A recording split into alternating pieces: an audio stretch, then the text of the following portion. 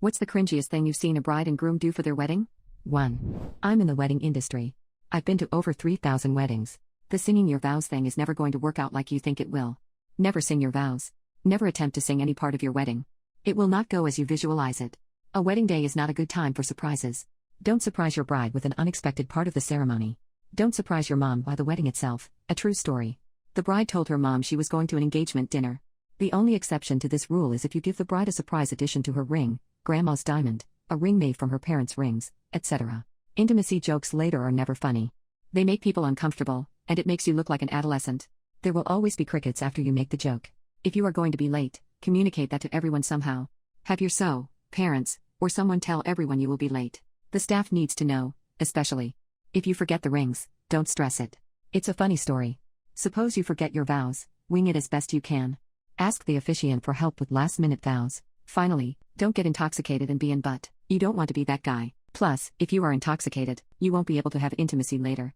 2. At my cousin's wedding, they did the thing where the groom removed the bride's garter and tosses it to all the single guys. None of the guys wanted to be next to be married, because once the groom tossed the garter, no one grabbed it. It just landed on the ground a few feet before a crowd of motionless guys.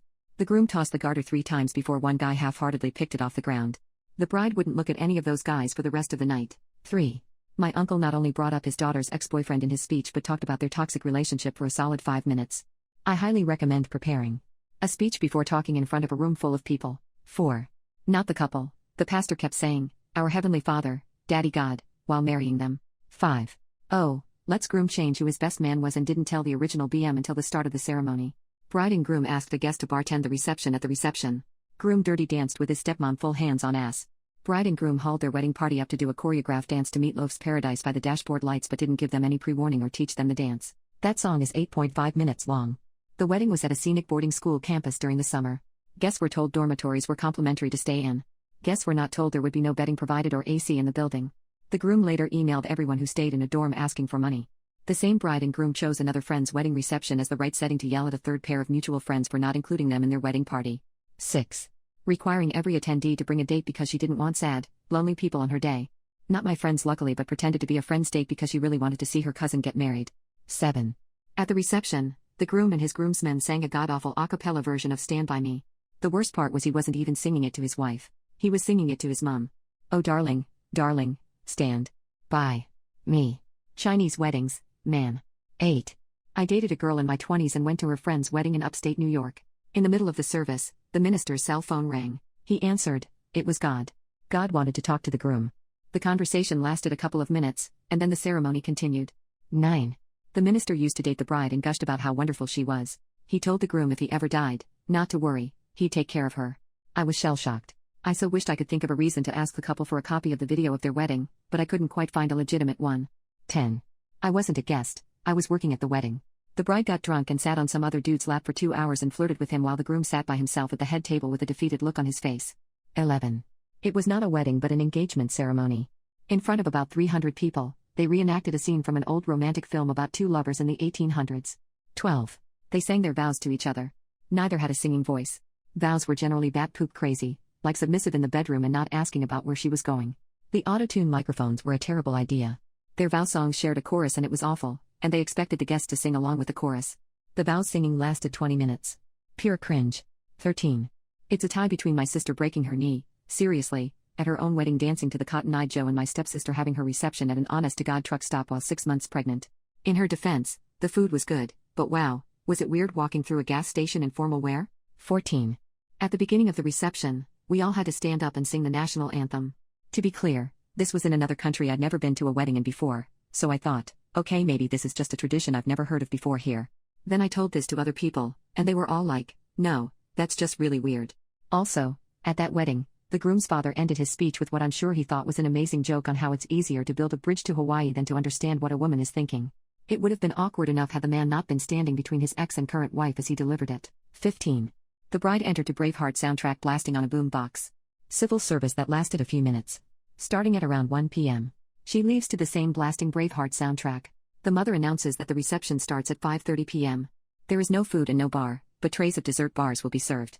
We are also told the venue is locked until then, so there is no place to wait. My girlfriend and I leave with a crowd of people to across the street to an Irish pub for drinks. A bit of a party breaks out there. We all get told to knock it off and wait back at the venue in the hall. So we sit in the hall on the carpet for a few hours without drinks or dinner. The bride and groom arrive and enter the venue to an honor guard of floor hockey players wearing hockey jerseys and holding sticks above their heads like swords at a royal wedding, more Braveheart music, of course. The place emptied pretty quickly as people either left to go back to the pub or to the fast food place a bit further away. Our dinner was lemon squares and a can of Coke from a vending machine in the lobby. Funny stuff. Edit. I should mention that I got guilt-tripped into staying after the event to help clean up as I lived nearby and didn't have to work that day. It was the perfect ending. 16. Invite all their Facebook friends and expect 700 people and less than 100 show up. 17. When I was at a wedding of my parents' friends, the groom tried to throw a decently sized piece of cake at the bride, who moved out of the way. The cake ended up hitting my 76-year-old grandma. We all had a good laugh, but we were all cringing at the same time at the missed cake attempt. 18. The bride shows up almost 2 hours late to her wedding. Southern California in an open field with no water, no shade. She shows up and wants to get married in her yoga outfit. The groom shut it down, and when she refused to change her clothes, the groom decided to leave her looking stupid, and they never got married. Edit. I spoke with my uncle, and it turns out he had speculated that his fiancée was sleeping with her personal trainer. When she showed up in her yoga outfit, it was all he needed to call off the wedding. She ended up married to her personal trainer and divorced again. 19. The ceremony also included the name reveal. They changed their last name because they didn't want to be stuck to their heritage and didn't want anything to hold them back. They changed their name thinking they could erase their mountains of debt or at least hide from it. Turns out you can't live under two legal identities. 20. My mom and mother-in-law insisted on doing a stukie, a bit of theater often to mock the bride and groom by showing embarrassing pictures from their childhood. It was cringeworthy all by itself, but we explicitly asked them not to, and they went against our wishes. So when they performed their stukie, everyone was annoyed and embarrassed. When we finally made it through that ordeal, we wanted the party to resume, but my mother-in-law did another stukie, and we were about ready to unalive her. 21. It's not the groom and bride's fault, but the pastor was marrying them, and he talked about his marriage and his kids for 20 minutes. He was going for something to show what marriage would be like. But he was talking about how his daughter, Kelsey, learned to walk this way, and his other daughter's first words were this and that he and his wife make love throughout the house because that's what you do when in love, etc.